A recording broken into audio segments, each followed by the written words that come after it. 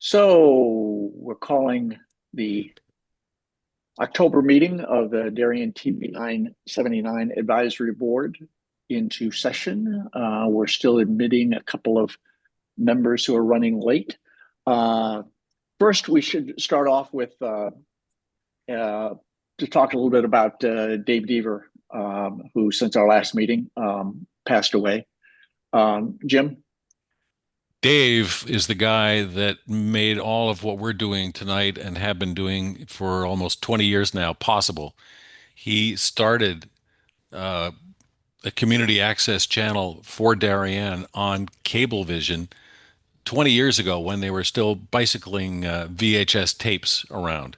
Or I don't know how he did it, but he beseeched various selectmen for the idea of doing more, and he finally found one in Yvonne Klein who embraced the idea, and that's how we got on the air. He was on the Area 9 Cable Council longer than the chairman, who has been there for over 20 years himself. Served on this TV79 Advisory Board and was general manager emeritus of TV79, so declared several years ago. He was in ill health for an extended period of time for the past couple of years, but he had spent a lot of time watching TV79, and I would hear from him too. So a huge loss for us, and I think we have duly feted him and noted him in our programming, etc. I've done a special mention of it in the program guide as well too. So And it's nice this keep him in picture your you put thoughts. in the. It's nice you put his picture in the control room. Yeah, I'm going to show that picture in a moment of Okay, all right. I've got a print made and it's sitting right there staring back at the camera operators.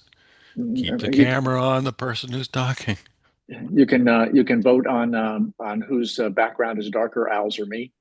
Um, let's go to budget and programming update.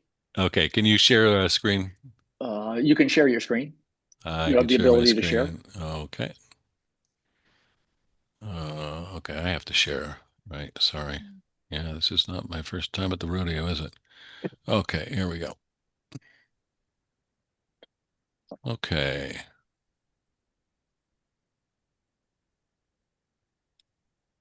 Can everyone see that? Yep. Yep. That's the picture of Dave sitting in the control room. And eventually I think we'll, get it up on the shelf as well too. Oh, just for old time's sake, lower right-hand corner, our original bottle of hand sanitizer from COVID days, imported from Canada. So God bless. Thanks, Dave. Programming update. First of all, staffing. We have three new trainees who are in process. Probably one or two of them are ready to fly solo. One is a student from Norwalk Community College. One is also a student at Norwalk Community College, but is taking a gap year from high school to decide what she really wants to do. And the last one is an adult who Mike met with and chatted with as well too. A gentleman I know from my church, who it turns out has a doctorate from Harvard on technology education. So I think he's going to be a tremendous asset. He's watched two meetings so far from the control room and said, "I'm ready for the solo test." I said, "Not so fast. People in line ahead of you as well too." Coverage, mostly in person. Hopefully, we're going to be doing more stuff from the Zoom capabilities that are now built into the screen in room 119 and 206.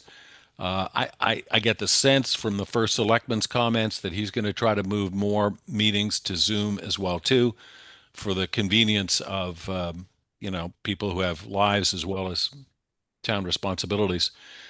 Beyond the regular meeting production schedule that we've been doing some new community matters. We did one last week that's doing very well, metrically at least. How to sell your house. Several shows on bike safety. One from a bicyclist talking about teaching kids, the other from the police chief, pulled out of the Board of Selectmen meeting. Community health needs assessment presentation. How to run for the RTM. DHS concerts, and we even did a special for social media on the topping off ceremony at the Corbin District. Budget. Sorry, had to lead with the good news. We are having a higher burn rate than we have ever had before, partly because of the fee increase or the pay increase that we got for our camera operators last year, partly because there's a lot more meetings happening underway, especially when RTM gets fire in its belly and has to act very quickly with a lot of committee meetings. Our next grant from the Area 9 Cable Council will total $4,000 roughly, of which $2,500 can be used for operations. But I also found out that we can use as part of our grant the Castus support fee that we've just ponied up for $1,800, which kind of blew through our software budget for the year. So that'll leave us, I think, a little more like $2,000 roughly for camera operators, but we need that money to be in our kitty. We still have some unspent funds from camera operator grants in the past that are going to be an important cushion should the worst happen going forward, which we will discuss in a moment as well too. Tech talk. We still have the audio gremlin in the booth. Yes, thank you. For those of you who notice this and call me on a regular basis or let me know, thank you. It's there, and no one's been able to figure out what it is, including the guy who we hired to put it in. I think it's the audio mixer, but I don't know if it's worth necessarily replacing the whole mixer for the sake of a undiagnosable audio problem. The cast has suffered a ghost a couple of weeks ago.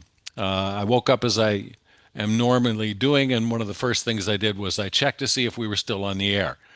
Usually this is not an issue. This, however, was an issue because we were off the air. I assumed there'd been a power outage at Town Hall. I contacted Ed Gentile, and he said, no, we're not operating on generators. So I went in, and for some reason, the whole Castus main deck had just like, poof, shut itself off. I powered it back on, and it started to make a ghost-like sound, a wooing sound that did not sound good, like bearings going on a fan or something. Day next that people were in there, they listened and they didn't hear the ghost. I checked with Castus support, and they looked at it from their end. The techs look fine. Don't worry about it. And don't try lubricating any of the hard drives. If we have any money left over in the Area 9 grants, we might want to get another remote mixer because we're doing more external shoots. We had one night where we had 2 of our 3 portable cameras out in the field. We only have 1 mixer, and both of the meetings deserve better audio. The auditorium AV, I will let Mike address because that's not our responsibility, even though we depend upon it to get the feed from the auditorium. But I think that's still a work in process, and there are still some issues with that. However, in the light of being in an open, inviting, and sharing moment, I would invite any one of you to please come and join us in the booth and watch us do a shoot. I think there's only one of you, 2, because Cecil's here as well too, who have ever done that. How can you advise TV79 without watching the sausage being made? I need your impact. I need to know what kind of gear you think we need more of or less of. So please let me know at a time convenient, and I will be there to let you watch what goes on with doing a shoot. Some numbers, and we'll talk about statistics in a moment as well too. As of this afternoon, we have 477 YouTube subscribers, 504 followers on Facebook, 662 on Twitter, and 985 on Instagram. And we have a presence on all of those. And, it's interesting to see where the eyeballs are. Now, this just doesn't mean that they're all watching everything that we post, but that's the potential audience. Some meeting views by platform. We cover a lot of meetings. We cover every meeting that we can. If there's any Zoom component to the meeting, I'm going to try and use the Zoom and save some money on budget. It costs us about $85 minimum to do any shoot, whether the meeting is 10 minutes long or 2 hours long. So if I can get a meeting, I'll give an example in a moment here, and get Zoom coverage of it, like the Housing Authority, I will do that and save the taxpayers and our budget some money. So I took 3 recent meetings just in the last couple of weeks or so. One of them was the Board of Selectmen meeting from the 21st. That's the quarterly report with all the department heads. Great meeting. Vimeo, 17 views. YouTube, 46. Well, the Vimeo would reflect DarienTV.com. Correct. I don't have numbers on how many people watched us on cable, obviously. But yeah, Vimeo is DarienTV.com. Or people who went directly to Vimeo. Yeah. We don't have a counter on our own website to know how many people are going to the website versus a link directly to the video from the program guide, for example. Yeah. So full RTM from Monday night, 11 on Vimeo, 11 on YouTube. And, still give it a couple more days to simmer around, see if there's any more coverage of what came out of there. In Memoriam, 16 views, 2 on YouTube. We also post on Instagram, but I can't get stats from there because I don't have a professional account. HHR Building Committee, in no way to diminish the importance of the work they're doing. 6 views on Vimeo, 3 on YouTube. So we cover a lot of meetings that may get this many views. And we need to, talk a little bit about that as well, too. Okay, so much for the good news. The bad news. To update you, and I hope you had a chance to look at the quarterly report that I sent you, but just to reiterate, Altice did the channel shuffle on us this summer, moved us from channel 79 to channel 1310, and then thought better of it and moved us back. We have since rebranded and moved on. There's a group called Nutmeg. It is a production company based in Farmington, and they have made an application to the Public Utilities Resource Authority to become the CAP, the Community Access Provider, here in Darien, in this Altice franchise. They have experience because they already do that as Area 9 does down here on Altice for many kind of smaller and a couple of larger communities in the middle of the state. If they are successful, if Pura thinks they can do a better job of providing government and educational channel programming than we can, we will lose all funding from Area 9. All of that money will flow to them. They also could possibly claw back any equipment that had been previously purchased using Area 9 grant money. Good luck with that. If you posted me into the control room or looked at our equipment closet, and I had to say this was grant money and that was bought by the town, I would be hard pressed to do that. I don't think they're going to do that. The other larger, more important questions is if they get the cap, will there still be town-specific feeds? Or will it be, as in many other franchises, a homogenized product? So you'll turn on channel 79 in Darien or Norwalk or Westport, and you'll see a meeting from Greenwich. You might see a meeting from Wilton. You might see something else from Weston. That would just kill anybody's reason to have channel 79 or cable in Darien. Area 9 is working with Altice. Our enemy's enemy is our friend. We are working with Altice, and Altice, I think, is going to help us in opposing the application, arguing that we do a good job, that we do it because most of us are volunteers at a very low cost to the subscribers.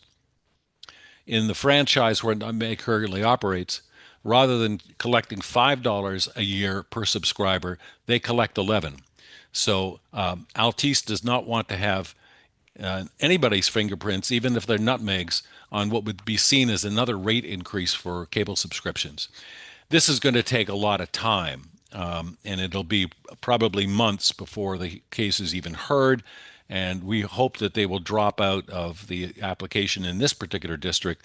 I think they're hitting up something like 12 different franchises in the state. So Altice is meeting with them tomorrow and going to get some answers to some questions, give us more clarity on where all of this is going. So what is their motivation? In theory, if they got the rights, do they take over production responsibility?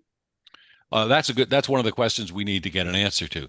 If they're going to be counting on us to provide them with programming, they should be paying us for what we're providing them.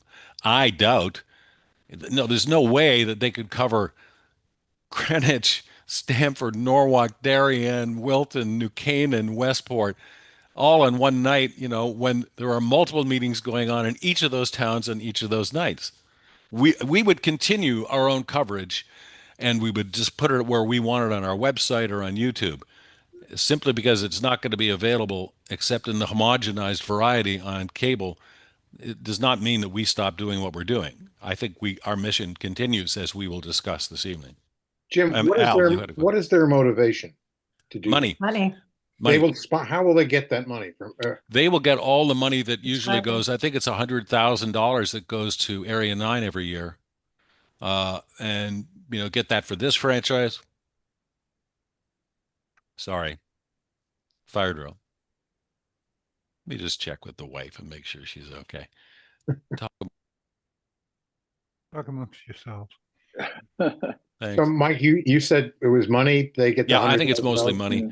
If they think they can develop some efficiencies of scale, for example, one of the things that the money that's collected by Altice goes to, it's supposed to be PEG money, public, educational, and government. Okay, so they give a chunk of money to Area 9 that gets divided between educational and government, but they're responsible for the public side. Now, they have a studio in Norwalk that I believe is dark 99% of the time, that was specifically developed to create public access programming. You wanted to come and do a public access show, you could go to Norwalk. They would provide you with a crew, 2 chairs and a potted palm, and you can discuss anything you want. It'd be public access.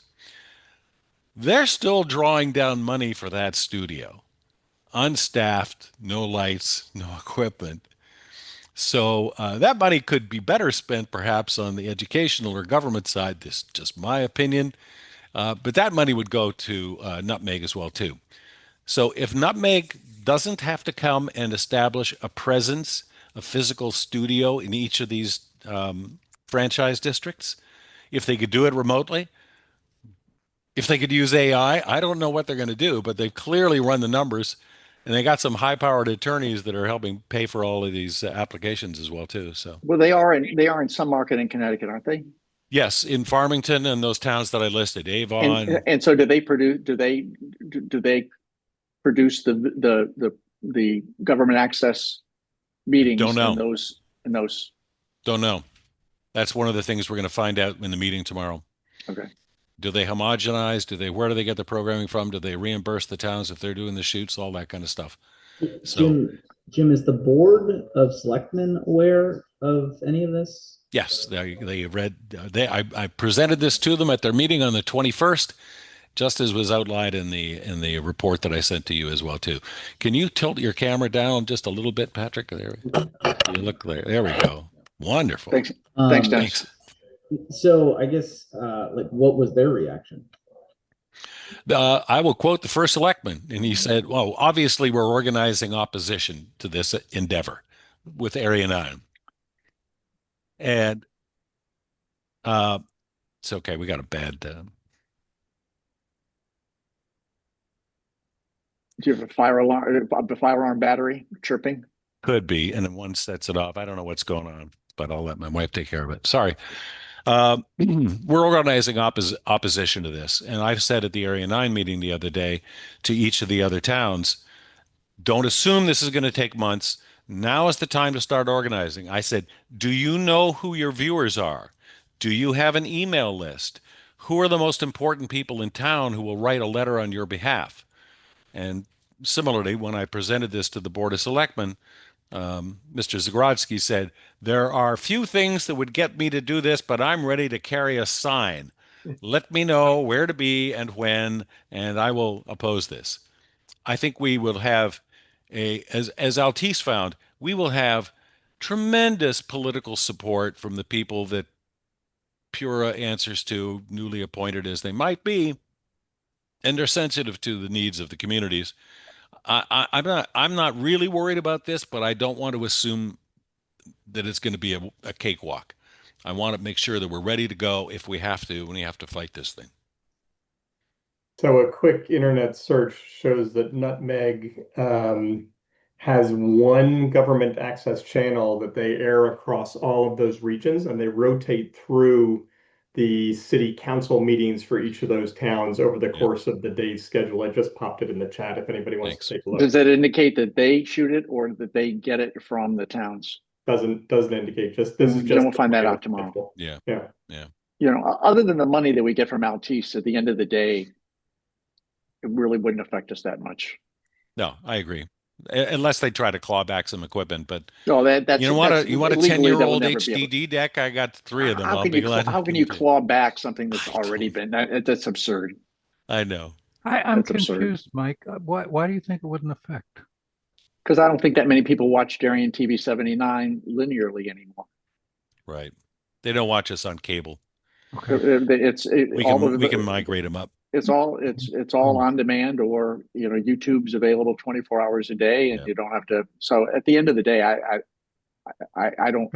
I got you. We don't get any because, and the reason, as I recall, Altice says we don't get data is because they send each feed individually to each town, and their metrics don't allow them to monitor. If they had one channel for everyone, they said we could give you audience data. But since we give an individual feed to each town, our equipment doesn't allow us to track how many people are watching. That's right. So it's just a guess. And, I assume it's like, my assumption is that it's older people who don't know how to use the computer, or they've always had cable and they're comfortable with it. I don't know. But I think, as we will discuss this evening, one of the things that we need to do is we need to understand our audience better. We need to understand where they watch, what they watch, how they watch it, what their demographics are, so we can, not make educated assumptions. So that any other questions on programming or budget? What's your favorite show recently watched? Board of Education meeting. In Memoriam. Thank you. Thank you, Al. The Board of Education is up to 4 cameras now on their. I want to make sure I'm not featured.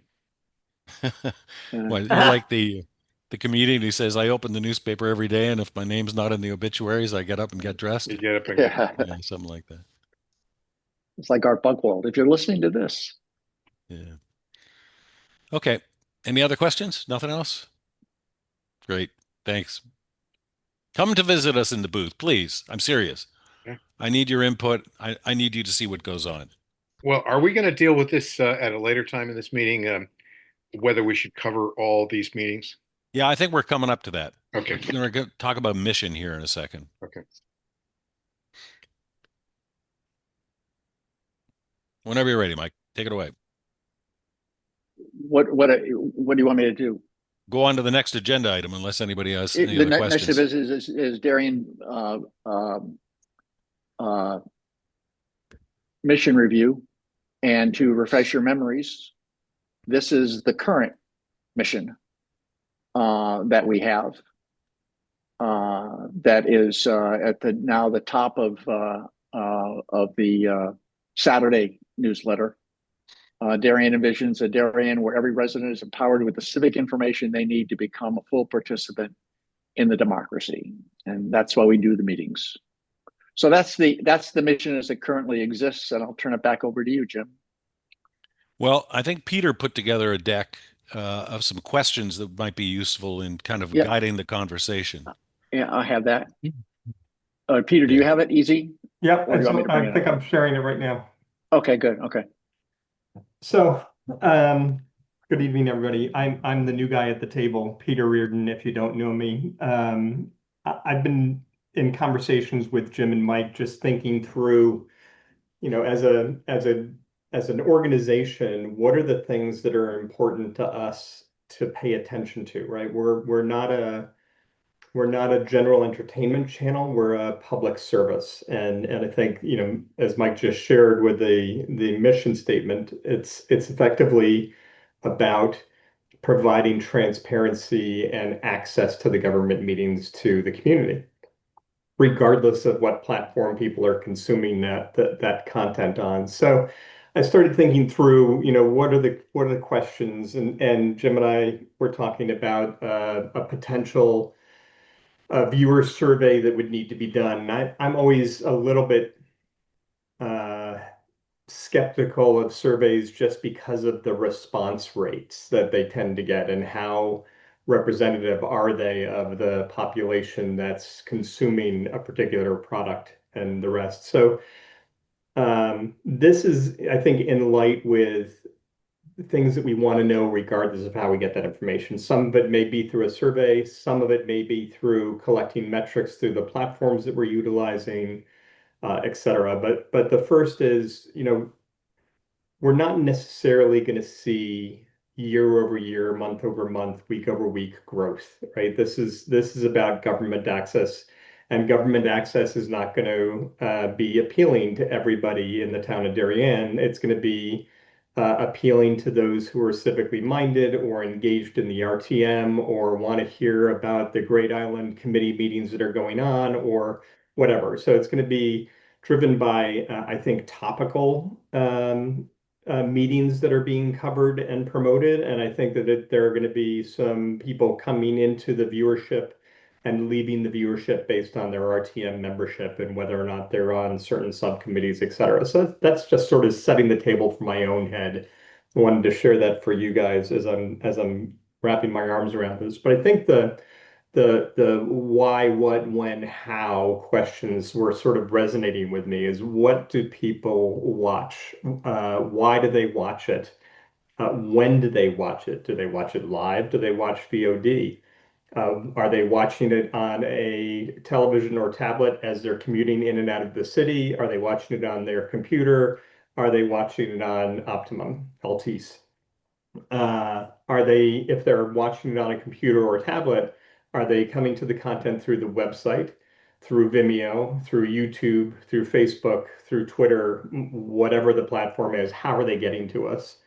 And then the other head scratcher, Mike and I had this conversation, was, is it live or is it VOD?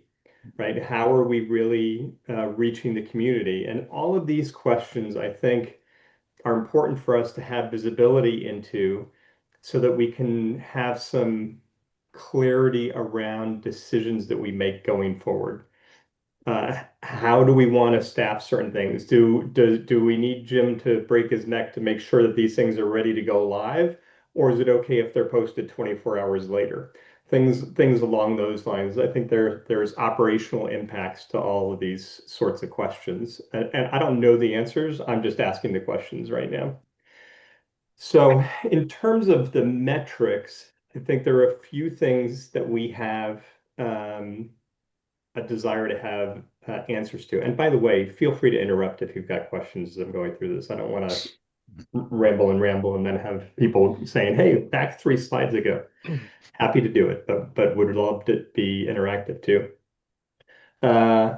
So from a video perspective, I think the things we want to know is for live meetings across all of the platforms that we're pushing live to, how many viewers are we capturing on those live feeds across all of them? Whether it's a committee meeting or an RTM meeting or else. Some of the platforms will give us information around what device is being used, and in some cases, the demographic of the people watching, if it's known. Like YouTube will give you some demographic information, but Instagram and others won't.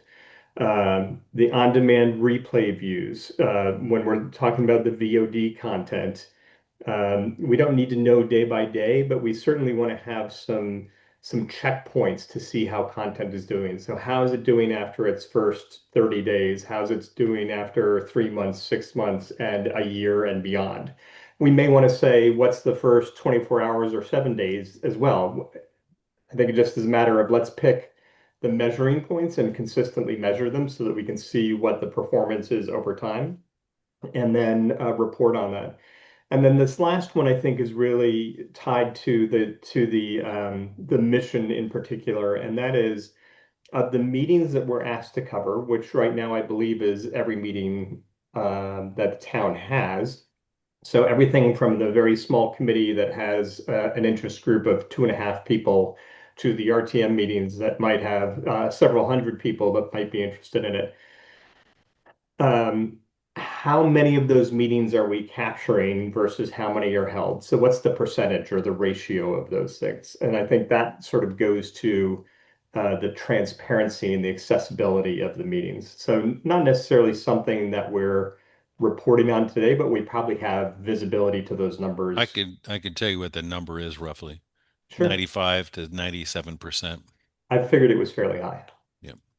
But I think it's something to keep an eye on, just as a reality check for us, because some months it might slip to 80% just because of staffing issues or technology issues or something along those lines, or during the summer it might be 100% because there's 2 meetings that need to be covered and they're taken care of, right? So those are the questions on the video side. And then just spitballing on the newsletter side, total subscribers, growth rate, list hygiene, all are things that Mike and Jim have visibility to today. So those are fairly easy to report on. I know that you guys have visibility to open rate.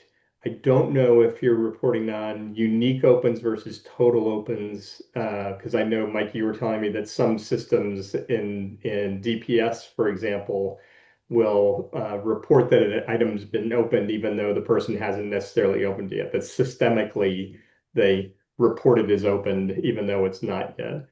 They're running it through some spam filter, I think. After 6 months of the 2 newsletters, we are within 1 percentage point of each week. So, Jim does too. I skim through and look who has accessed the newsletters, and I would say that we have a high repeat. And since we started at 1,208, and although we've only had a handful unsubscribe, we have had bounce back as the new budget year started and people left Darien Public Schools or town employees who no longer have that email address.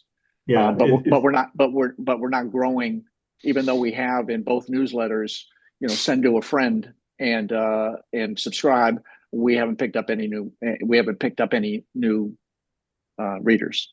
And that might be okay in my head. This sort of goes to how do they find the content, right? The newsletters are a great source to take the shortcut, click the link and go. And so that sort of gets to what's the click-through rate, and you can even get link specific responses. So you can see, oh, this topic was really hot in the newsletter. This link was used more than any other link in this one, etc.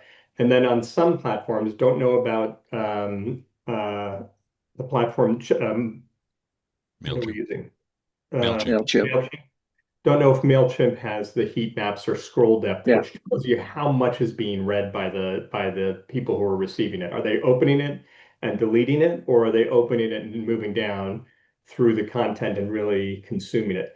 Really just a matter of engagement questions. It's sort of like subscribers to the YouTube channel versus viewers, right? It's one is it's in front of them, and the second is they're actually engaging with it and watching it. It's just a distinction of that look. And then I think the other thing that from at least from an advisory board perspective, from a finance perspective, these are sort of some of the things that I've always tried to get this kind of a view across the organizations that I've led, is what are our OpEx costs? And for us here, it's production plus distribution plus hosting and archives and support contracts are the OpEx costs. And then because we've got the viewership numbers, we can then come up with a metric around what's the quarterly cost per viewer, or monthly, or whatever the metric is that we want. And that just gives us a dollar per user metric that's a reference point, not necessarily useful outside of this team or anywhere else, but it's good for checks and balances to make sure that we're not either getting too high on our OpEx numbers, or if viewership drops off dramatically for some reason, it'll show up in this number as well. And then CapEx expenditures, what are the planned expenditures? Do we have a strategic plan that goes out multiple years because we know that equipment has to be refreshed every so often? Or do we, like Wilton just did, deal with the surprise of, oh, my stuff stopped working and now I need a lot of money and I can't get it, which Jim can speak to. Yeah. But Sad. those are just high level things. And then overall, what's the income sources, whether it's the Darien Technology Fund or Area 9 or the town ponying up some funds for this, that, or the other thing. What's the total income look like? And then a simple P&L statement showing all of the income and expenses for reference, whether that's monthly, quarterly, semi-annually, whatever. I think it's good governance for us to have published for the selectmen to see. And that's it. Ta-da. Can I speak to MailChimp does not provide heat maps, but they work with email heat maps, which has a $12 a month subscription service. Okay.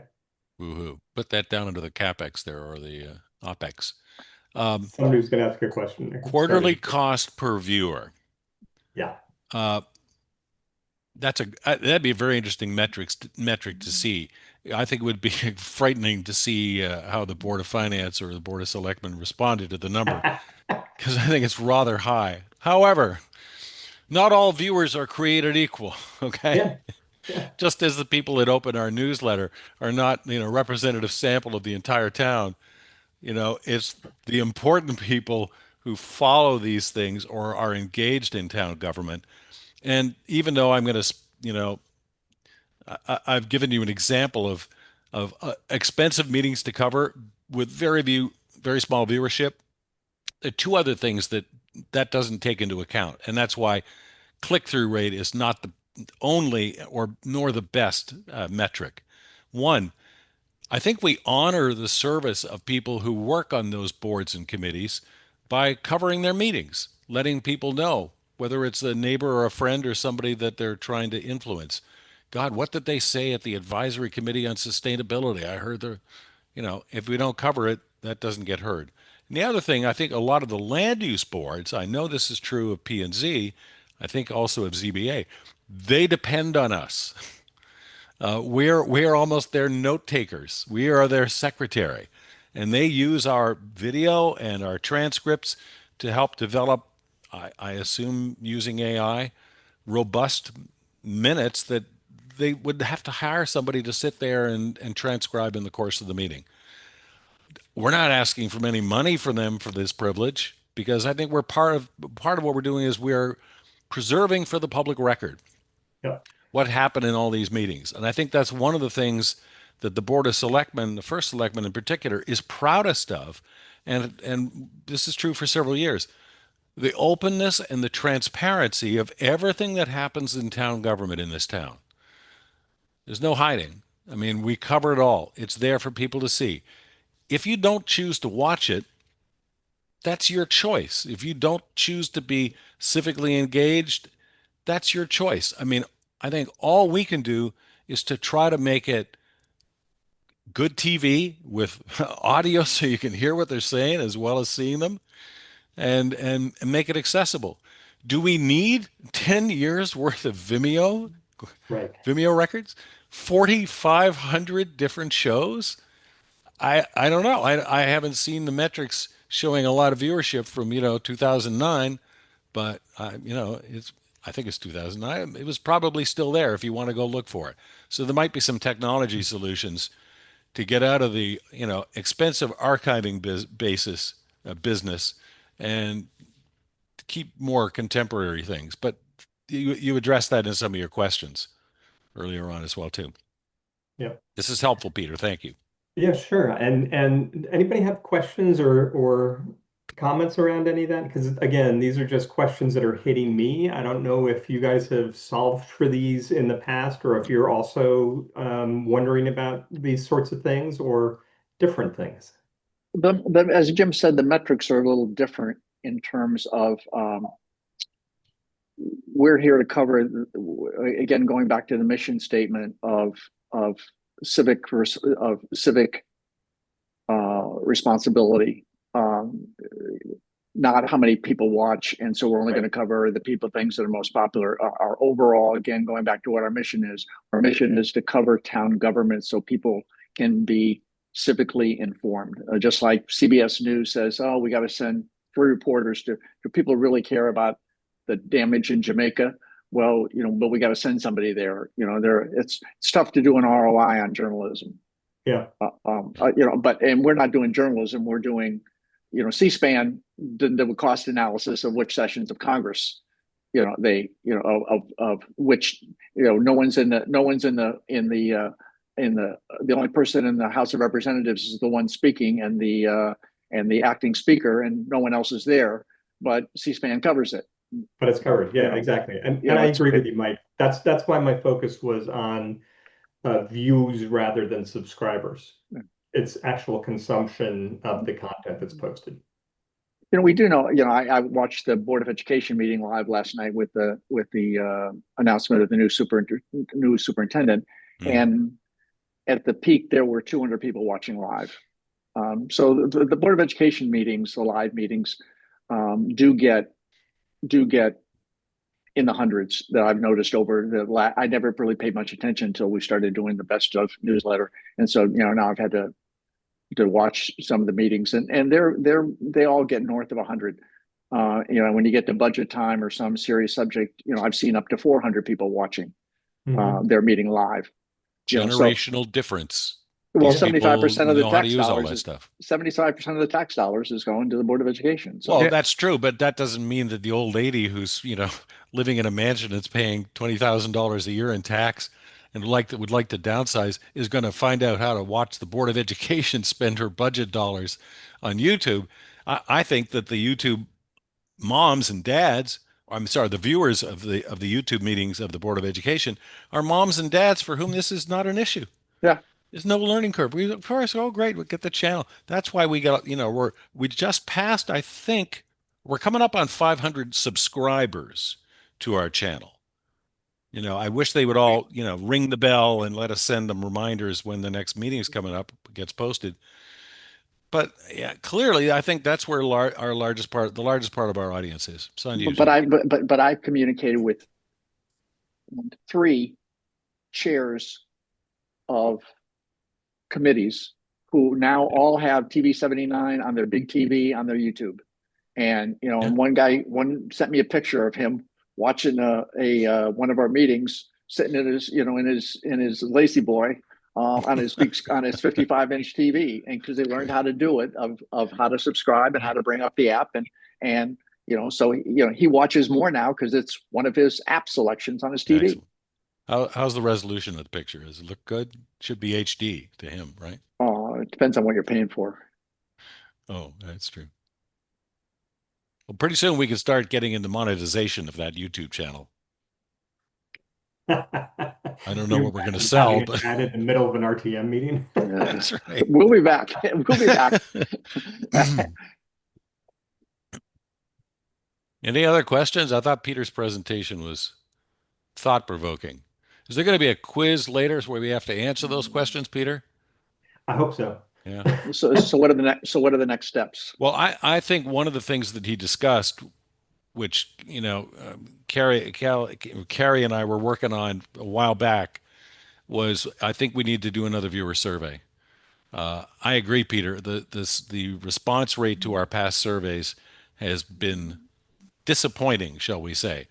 But I think if we flog it hard and we get it mentioned in the town newsletter, and we can get Jay-Z to plug it or something, we can pass out QR codes at the Darien Men's Association.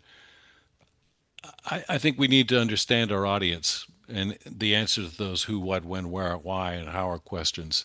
Yeah. What do you think they would tell us that we would do differently? I think they would tell us that I'm just guessing here, we're watching only a video on demand. We don't watch live, and I don't watch on cable. A handful of people watch on cable. I think that would change how we decide what to cover, and as somebody said, I think Jim breaking his neck trying to go live for a shoot that could be Yeah. done taped and be up the next morning. Um, wouldn't necessarily be cheaper, but my neck would not be broken. I think that kind of we need to measure what I think is going to be a huge change in viewership patterns from what Dave Deaver knew when he started. You know, and Mike, you're the guy that got us onto YouTube. You're the guy that led us into the promised land. So I want to understand if that's where people are, and it's mostly VOD, and they're not watching, some of the smaller committees. What can we do to, do justice to everybody, but not spend more money than we have to? We Yeah, had I a think record year last year. We spent a lot of money just on camera operators, and I was proud to get those kids, a pay increase as well too. But I'm not going to be around forever, and when I'm replaced, it's going to be with somebody who's going to come like a half-time, full-time position in the town budget. So what we've been spending so far is going to look like chump change compared to what somebody's ask is going to be who's going to replace me. I think this is healthy because when you're looking at an organization and how an organization is running, and this is easy for me because I'm coming in new, right? I asked the questions when I was at Discovery. We were doing a full process review, and we were whiteboarding, why do we do this, and sort of worked through a process end to end. And it got to the point where we shorthanded this one thing. It was called reason number 7 because it was just the 7th thing on the whiteboard. And reason number 7 was we do it this way because it's how we've always done it. And nobody knows why we do it beyond that. And so I think that those are sort of some of the questions that since that exercise back in probably 2003, it's a question that I ask in organizations all the time. Why are we doing it this way? And I think that to Jim's point, if the survey says the Altice viewership is 2% of the total viewership, well then let's let Jim spend his time in other ways rather than programming a linear feed that's seen by so few. And similarly, maybe 90% of the budget is about paying camera operators or a Zoom subscription so that it can be done in an automated fashion and it becomes easier to do over time. But I think that those are the questions that are sort of out there in terms of how are people consuming and how many platforms do we need to post on, because that takes effort as well. I still think there's an untapped audience, though. I mean, does this happen to you? I run into people who say, what's TV79? What's a newsletter? Like, I'm a transplant. I've been here a while, but I wasn't born here. And it took me a long time to hear about TV79. And I still run into people every week who haven't heard of it, or they certainly haven't seen the newsletter. And I just feel like there's all these new people that came into town. I mean, clearly there's a lot of new people who are going to be moving in. And we need to reach them and educate them that we exist. I wonder if we could leverage realtors in their welcome packets to Right. Already discovered that, and we found out that there is no welcome wagon anymore. But the real estate agents, I've got every real estate agent that I was able to opt in to our mailing list is on the mailing list. So I think, they're interested in. They don't have time to attend town government meetings, so they watch us, and I think that the program guide and the newsletter are increasingly filling the void of the news desert, to mix metaphors here, that we have in Darien. And why aren't people more engaged? Because we don't have a huge issue that they're concerned about right now. Great Island, okay, they're doing something up there. The sump pump issue, when people find out what the sump pump is going to do, what that's going to mean to your pocketbook, the sewer commission's going to have a big audience. But short of that, I mean, some people can say that the static nature of our subscriptions and viewership is a good sign. Everyone's happy. Nothing's broken. Everything's moving along. I mean, how do I get my indignation up in this town? What are people PO'd about these days? I you tell me. You move in different circles than I. The most important issue for me is we can't do anything on the national level and we can't do anything on the state level. But if you live in Darien, you can't say that your government is not being held accountable. That's true. Yes. And Or at least have the opportunity. if no one watched, if no one even was watching, it is still important to hold government accountable. That's what local journalism used to do. And that has shifted more and more to our responsibility to be a window into local town government so it has transparency and credibility. And without us, the danger to the credibility of local government would grow through the rumor mill. The amount of bad information people have from their friends, yep, inaccurate information from their friends, secondhand, that they take as gospel, rather than listening to what the town officials said with their words. Our overall responsibility is that if people live in Darien, it's a transparent. You look at Wilton. I don't know if you've paid attention to Wilton, but they had a chief financial officer who they wanted to save money, also be the chief financial officer of the Board of Education. Her husband got sick and she didn't take a leave of absence, but got permission to work remotely. They discovered she had a second job as a town administrator at a town in Montana. Can you imagine? Your chief financial officer has a second job in Montana, and she's still your chief financial officer for not only your town, but your Board of Education? Well, in general, that's how embezzlement works. Well, but not even embezzlement. How about just like focusing on a job that's really one at a time, please? Well, to me, that's theft. Yeah, but anyway, it's that I think we bring an important transparency level that you talk about. You look at other towns. You just read the Connecticut Examiner at the number of towns around Connecticut where there's things happening in local government, investigations. You just look at that's not happening in Darien. And beyond that, from the earliest days that we started doing coverage, we changed the way that town meetings were occurring. People behaved themselves. They referred to themselves as Mr. Smith and Miss Jones. They didn't make disparaging remarks in a public meeting because there were people watching through the television set and they were on their best behavior. I mean, I can't tell you how many people have told me, wow, town meetings changed when TV79 was covering it.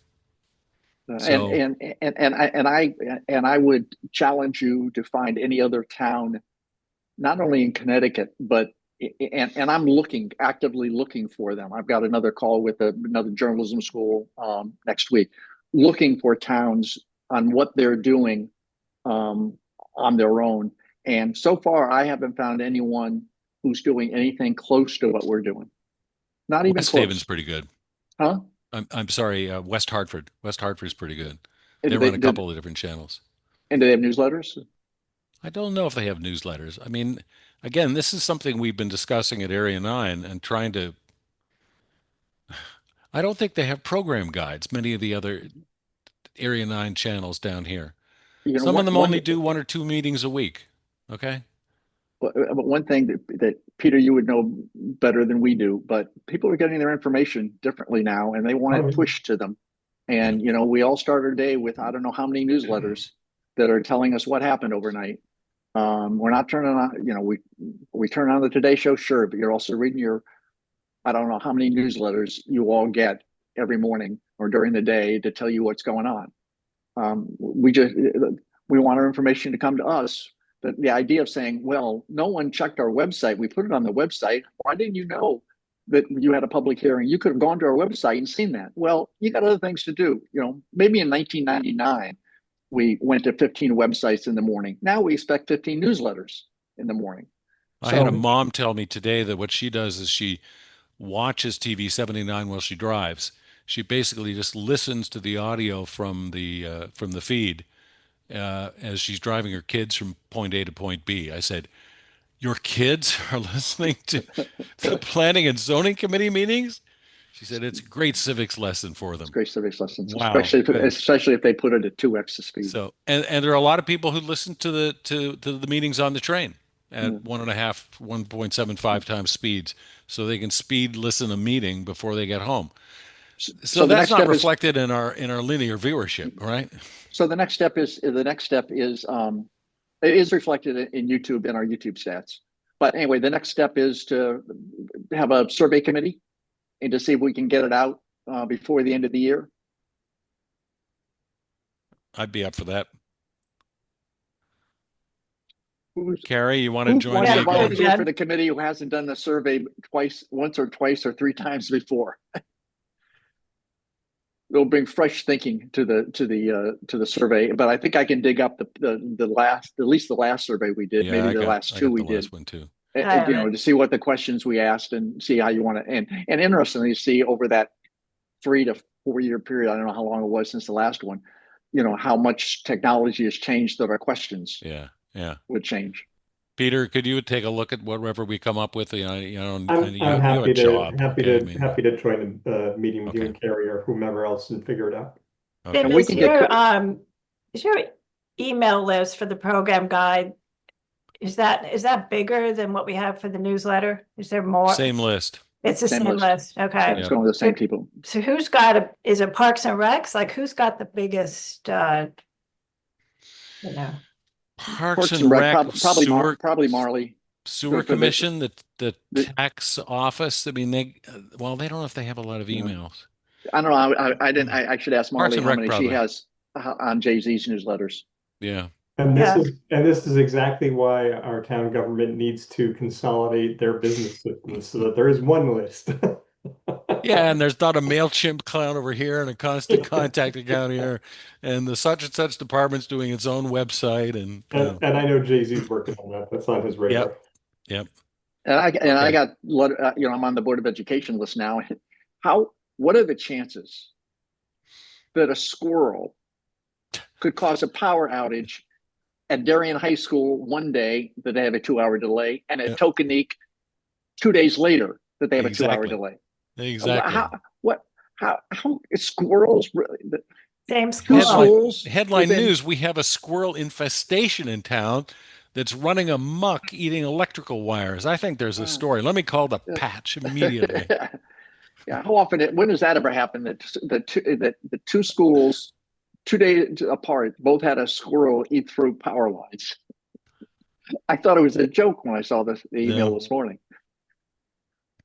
So Carrie and Jim and Peter are going to work on the survey newsletter. Survey. Can I mention a sort of side effect thing? That I think not really related to most of the discussion so far, whether by accident or design.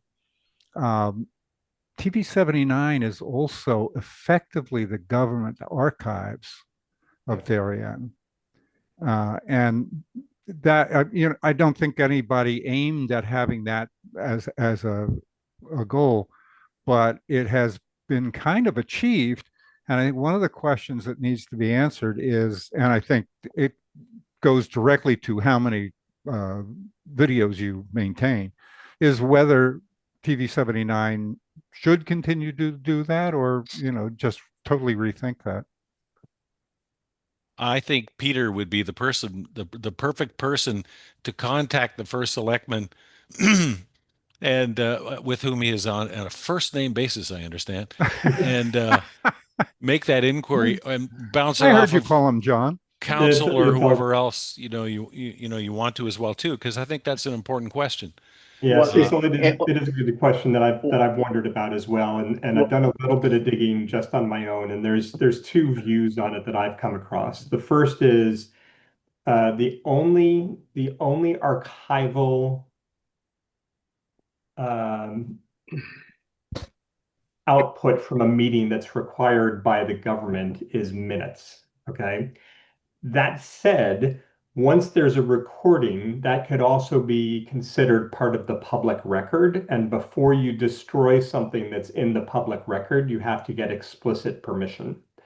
And so I think that's where what I said to Jim when we were talking about this early on, that's where you need town council to chime in on what's the right line in the sand for maintaining the archive. Do we save everything forever? Does it need to be online? Can it be offline on a storage device that's accessible as needed, or does it all need to be immediately accessible to the public?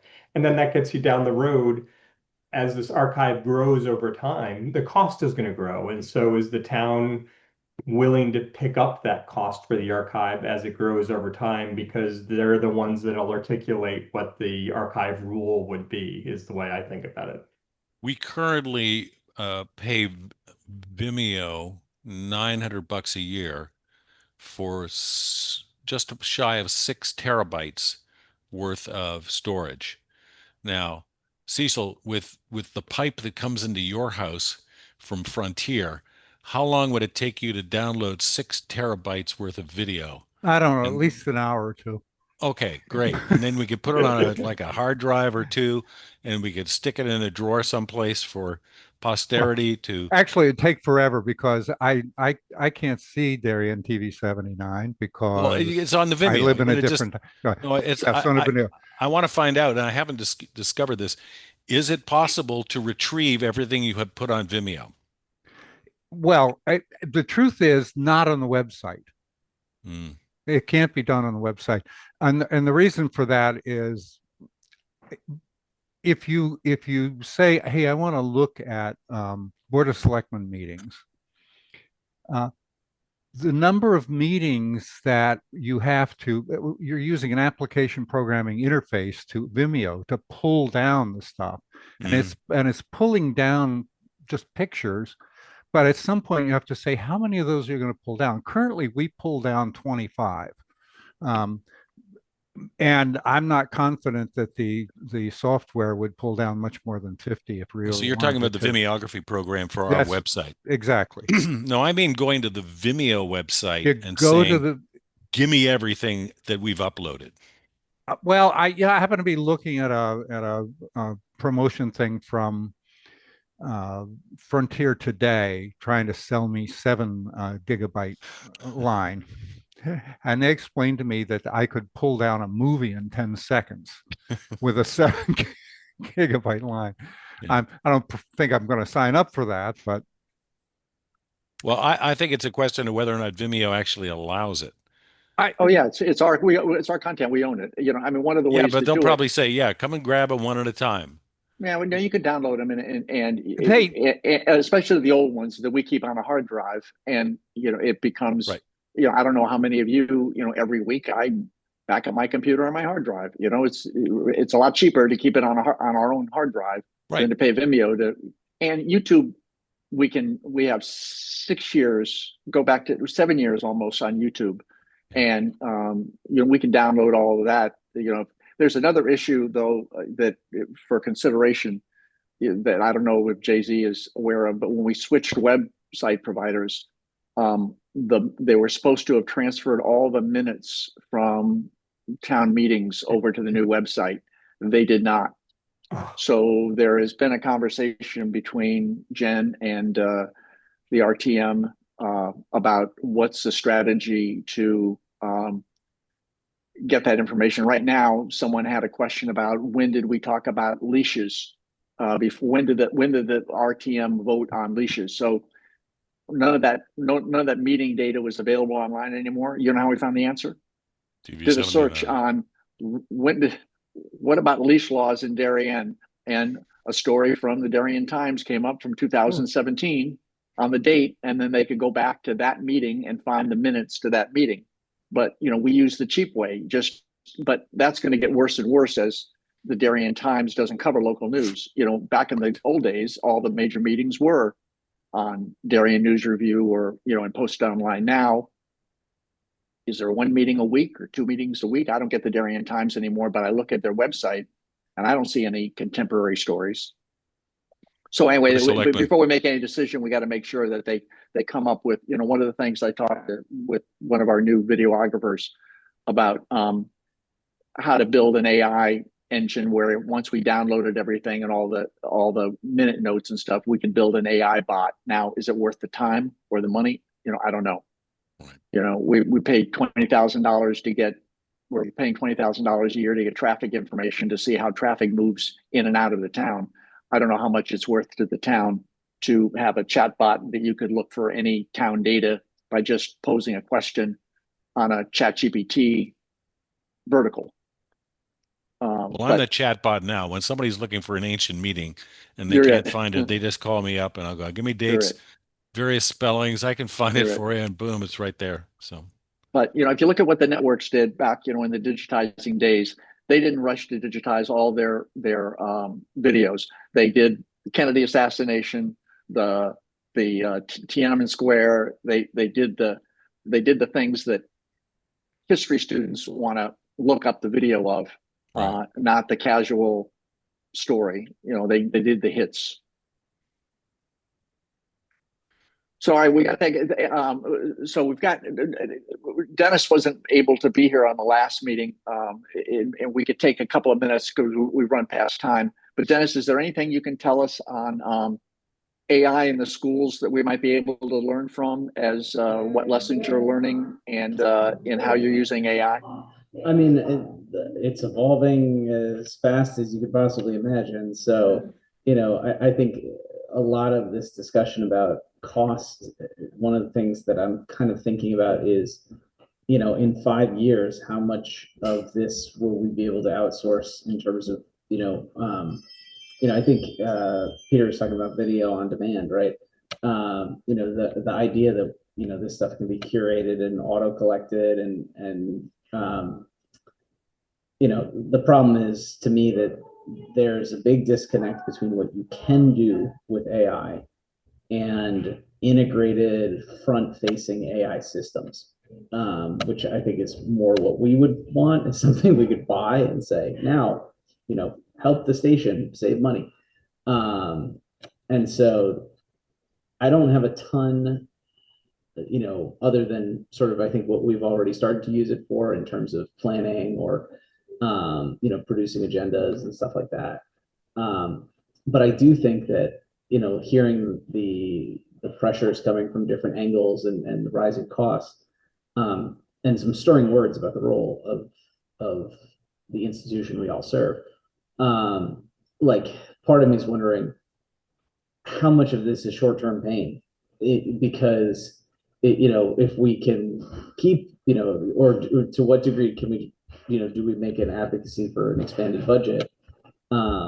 Because in 5 years, will money of our costs be going down? Because, you know, storage rates, prices will go down, or because, you know, we might be able to do the work of 5 camera operators with 1, you know, in that sort of efficiencies. But it's all sort of pie in the sky. You know, I couldn't put any like firmness to it. So I would just philosophically, my bigger question is, well, what can we do for the next 3 years to continue operating? Because the landscape will change so much in those 3 years that we'd probably have to rethink a lot of things anyways. Yeah, spot on, Dennis. To that point, I'd just like to say, I think, Jim, you said we've got about 6 terabytes of video at Vimeo. I'm sorry, a video at Vimeo. Right. I went last week over to Best Buy and bought a 2 terabyte solid state drive for $129. Mm-hmm. So if you think about it, for under $500, you can store that 6 terabytes and more. And the thing is, storage costs are coming down dramatically. I don't know how that's affecting what Vimeo's business model is, but it's got to be good news for them. Peter, what would Amazon Web Services charge for a modest 6 terabyte account? Storage, I could look it up for you, but storage is not terribly expensive. But I think the that retrieval. the question, I mean, I agree with Cecil that sometimes spinning disk is the answer, where the only thing you have to pay attention to with spinning disk is the temperature and humidity controls that you're storing it in, so that it does the heads don't stick to the drives when you go to spin it up to use it. And then secondarily, to make sure that the connectivity to that drive is still current with the laptop that you're using. CD-ROMs used to be great. Well, now you'd be hard pressed finding a CD-ROM player that you can connect to a computer, right? Then it's just smiling with recognition. I just upgraded my rig, and it is the first rig I have with no CD-ROM. I feel pretty nostalgic and sad. Oh, your DVD player will still play it though, won't it? There's no external drive for me to put. There you go. into. Right. I mean, it's Yeah. Technology Makes you think you're not wearing pants.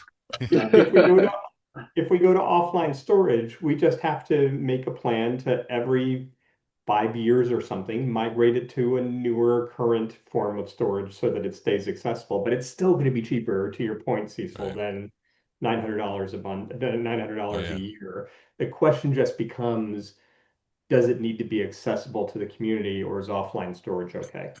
Right. Well, Amazon even has a sort of secondary level of storage where you have to make a request to get it, and it takes That's 24 hours. It works beautifully. Exactly. Yeah. So all things are possible, I suppose. You just need to decide what you actually want. Yep.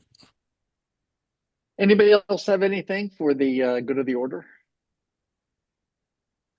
Well, we will get together again in January if we need to have a special meeting to review the survey. But there are a lot of outlets, not only the program guide newsletter, but the giving it to the Darien Men's Association. I can take care of that, and Jim can, Jay-Z, I'm sure, and Marley will be glad to put in the newsletter. And I'll distribute it to the senior center. We can get it out to people. Good. We can get it out to, will they respond? We'll see. But I can't remember what the response was that we did the last time we did a survey. I can't remember. I remember doing 2. We maybe done 3, but Dismal. Dismal was like 20%. What do you? I would maybe guess single digit. 20 would be good, but I mean 20. What was the Great Island got 35%. What was the Great Island response? Yeah. The Great Island got 35%, and the POCD I think got 20. So. If we get a 60% open rate on our newsletters, you would think those people would be willing to open a survey. Yeah, and we didn't have that when we did the survey the last time. Right. Yeah. Do you need a motion to adjourn, Mr. Chairman? I'm sensing a closure here to the conversation. Yeah. Do I hear a motion to adjourn? Don't all raise your hand at one time. Jim, second. Al, thank you very much. We'll get together again in January, but I'm sure we'll have the results of the survey at that point to discuss at that time. Thanks all for coming. It's nice to have 100% attendance. Good seeing you. See you later. Bye-bye.